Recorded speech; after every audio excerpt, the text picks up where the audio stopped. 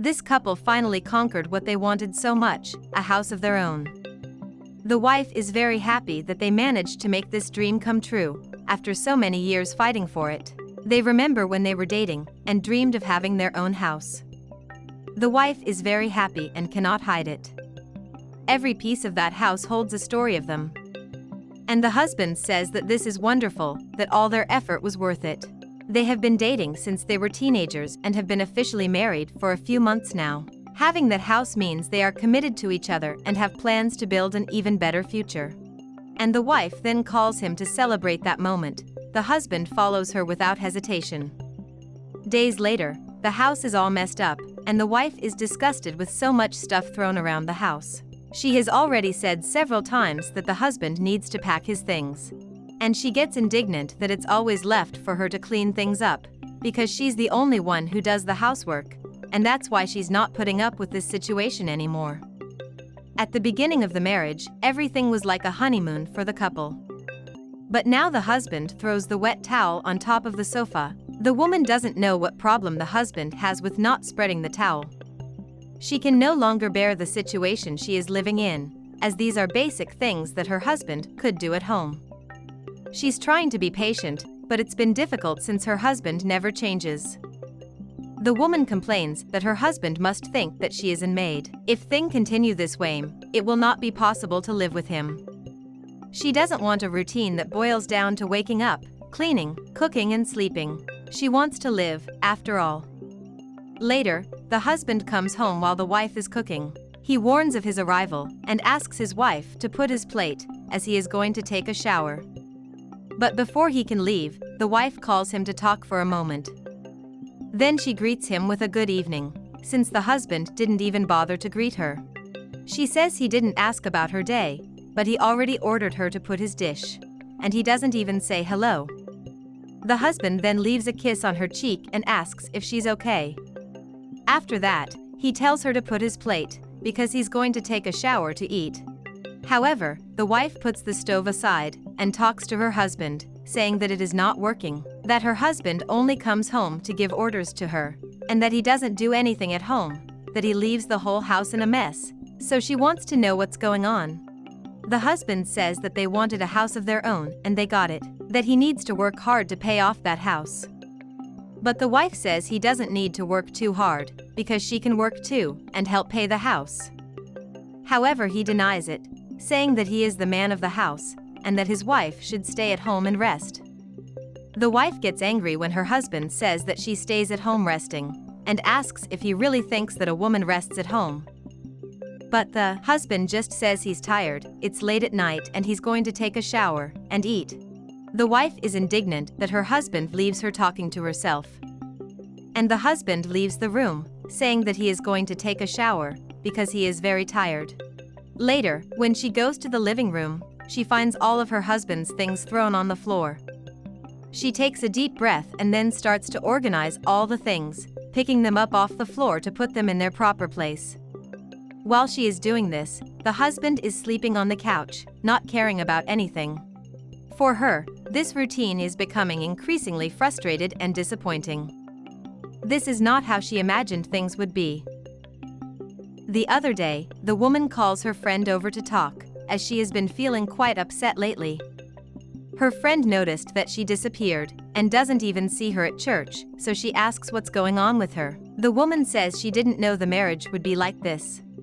The friend answers it's part of it, that marriage ends up being different from dating. She explains that when you start living with your partner, you end up mixing the way the two people live together. But the woman says she didn't expect it to be like this, that her husband is controlling her friendships, doesn't even let her look at social media, and even asked her to delete everything. Turning her into a kind of employee dedicated exclusively to him is making her afraid.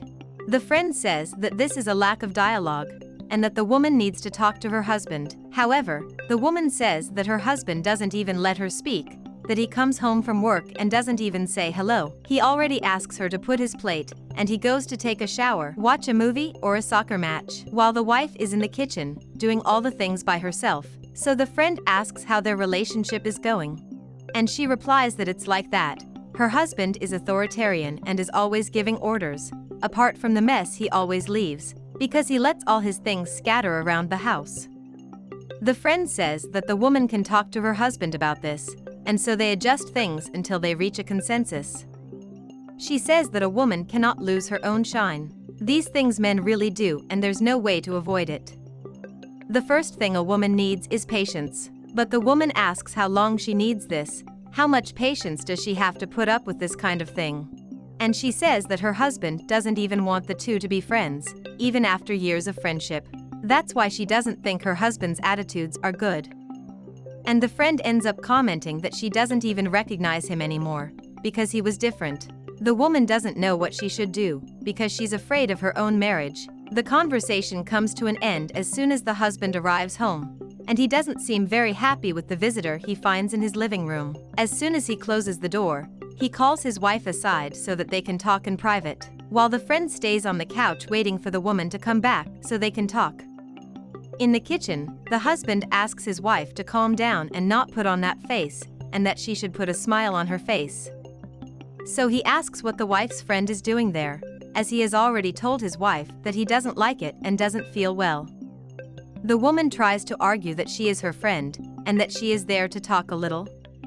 But the husband asks why, if the wife already has him, who is her best friend, and says that they got married for that. Then he says there's something he wanted to talk about earlier, and he says that his wife should keep her cell phone just to call him, and that she should forget about social media. He says that his wife doesn't need that, and asks her to smile. The husband says that he only wants the best for his wife, and that people like her friend only speak ill of the couple, and that is not nice. So he says he's going to take a shower, and tells his wife to say goodbye to her friend soon. He advises that this way they won't need to have unnecessary discussions, almost a threat. And before he goes, he leaves his wife a kiss. Minutes later, when she arrives in the room, she asks her friend if she will be upset if she asks for something, and the friend replies no, because they have been friends for a long time. So the woman asks her friend to leave. She says that her husband doesn't like her talking, because he thinks people go to her house to encourage her to work. The woman says she's dying to work, but her husband doesn't want to let her. And the friend continues to advise the woman to have a dialogue with her husband, as she should try as much as possible. She says she's leaving, but says she's having her son's birthday party next week, and hopes the couple can go. The friend says that she can call her husband, that it will be good for the two of them to have fun, and that this is important, that they shouldn't just stay indoors, because then they won't do anything. And that way their life will only get worse. The woman agrees, and says that their lives are just going downhill. She explains to her friend that she is not going to commit, because her husband doesn't like to go out, he doesn't like anything. Probably her husband won't let her go to the party, and that's why she prefers not to commit.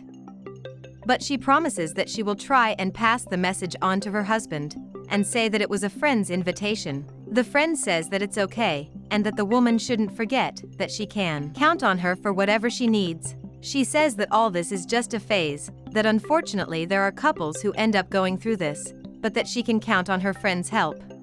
The woman thanks the dear friend for the invitation. She vents that her husband doesn't even let her have a phone, and that he ordered her to delete all social media apps. And the friend says she needs to see what she wants to do with her life. She advises the woman to try to talk to her husband, and explain the whole situation. She knows that the two love each other, but it's no use being with someone you love, but being unhappy. The friend, she says, is not telling them to separate, and just thinks that they need to find a way to resolve the whole situation. So, before the friend leaves, the woman asks her not to go to her house anymore, because there is always a fight with her husband and she can't take it anymore. She is very grateful to the friend for the support. She hopes that soon they will have the same friendship as before. After that, the two embrace, and the woman is grateful for the advice, and soon after the friend leaves, as she does not want to cause friction between the couple. And the woman who is left alone is very upset with the whole situation in her life. Another day, the husband is waiting for his wife. But when she arrives, before getting into the car, her husband already asks about the clothes she is wearing. She says that the clothes are normal, but her husband orders her to put on some clothes. The wife even tries to contest, saying that she is dressed, but her husband keeps ordering her to put on some clothes, complaining that she is showing her arms. The woman argues that she is dressed and asks if her husband is crazy, but he continues ordering her to wear clothes. The wife gets really upset. While he sits in the car, complaining that he can't walk around with his wife dressed like that she shouldn't be showing her arm. He is a manipulative husband, and the modicum of autonomy his wife tries to express is quickly thwarted by him. He starts honking for his wife to be quick, and as soon as he sees that she is wearing a coat, he tells himself that the wife is much prettier this way. He starts talking about how beautiful his wife looks as soon as she opens the car door. But she is already angry and just orders him to go soon, because she doesn't want to talk to him at the moment. But the husband does not give up, ordering her to look at him, and says that this way the wife looks beautiful. He says the wife can choose where they will dinner together. Today, he states, she is the boss. The wife says they can go to the usual place. The husband asks if she wants to eat something different. She says yes, but she is already completely discouraged. She knows that whenever she chooses a place, her husband ends up disagreeing, and in the end he chooses everything. But her husband says that on that day she will be the one to choose. He says that his wife has put on a coat and that she looks very beautiful. However, the wife is not very excited, and the husband asks if she is really going to stay like that. On another day, the wife is sleeping when the husband enters the room to wake her up. She seems quite discouraged and only asks her husband to leave her alone because she wants to sleep. But he insists and asks if she doesn't want to go out again, that they could go to the movies and that she can even choose which one they will watch. But the woman says she doesn't want to. He continues to insist that the wife accept, but the wife just wants to sleep in their bed. She argues that she is feeling sick, with a strong headache. That's why he ends up giving up and leaves his wife alone in the bedroom, resting for a while, but he does not look so happy.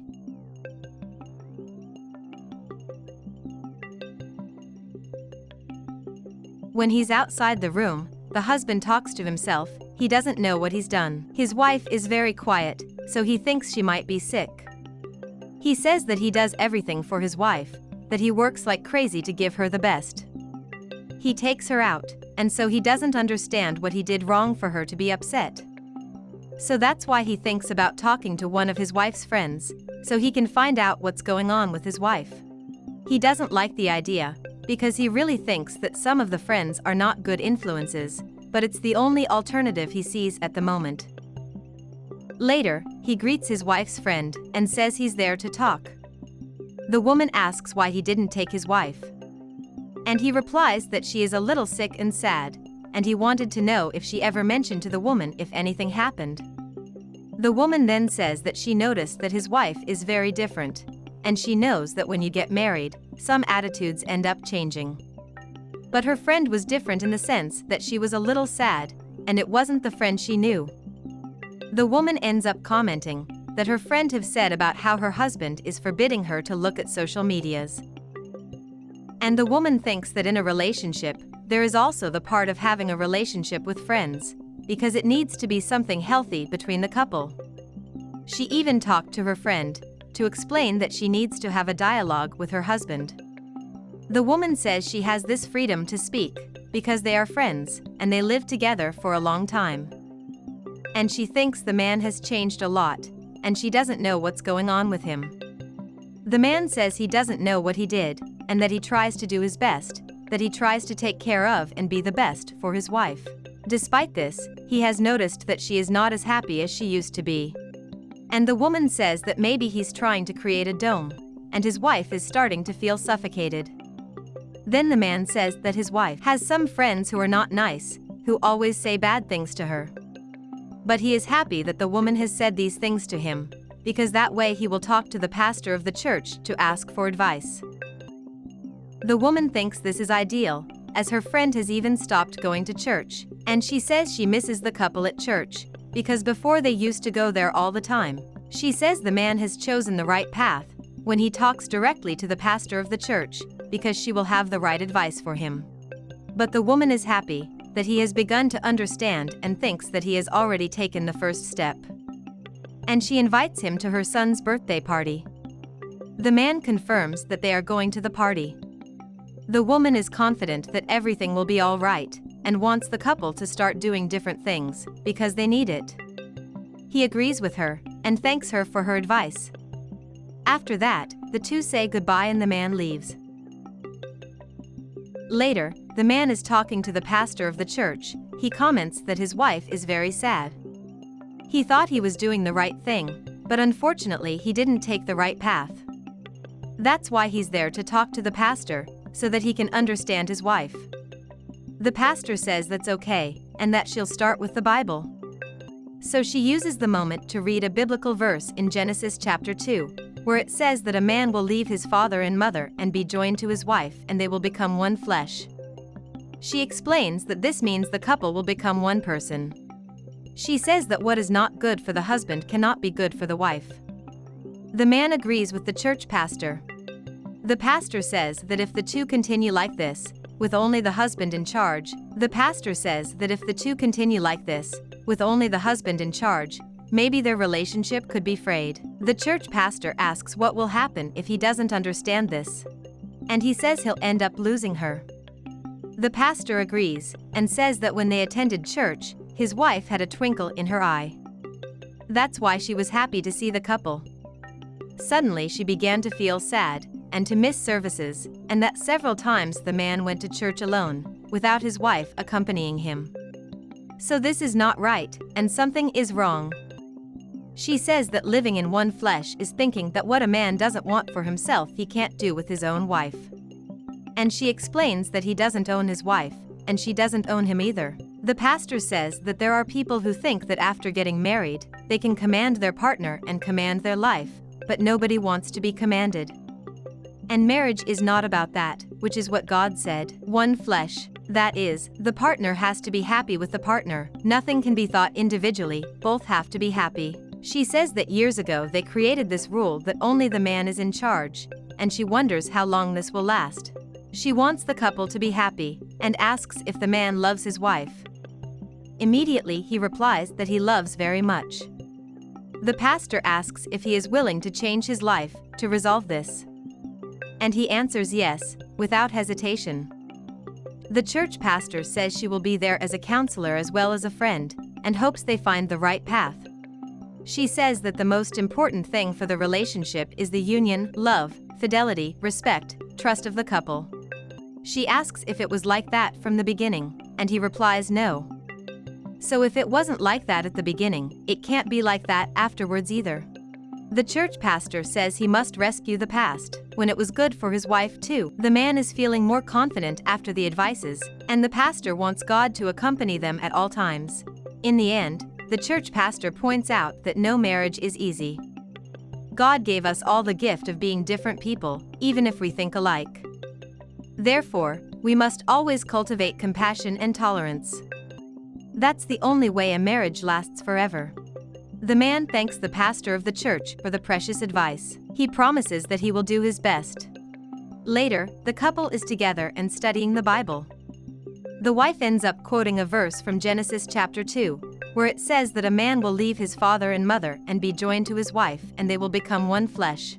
It is a curious coincidence that she immediately reads this quotation. It seems that God enlightened her so that her husband would understand once and for all the meaning of this teaching. The husband then tells that he was talking to the pastor, and she quoted that same verse. He was delighted with this verse. The man says he has opened his mind even more, and he is happy because his wife is happy.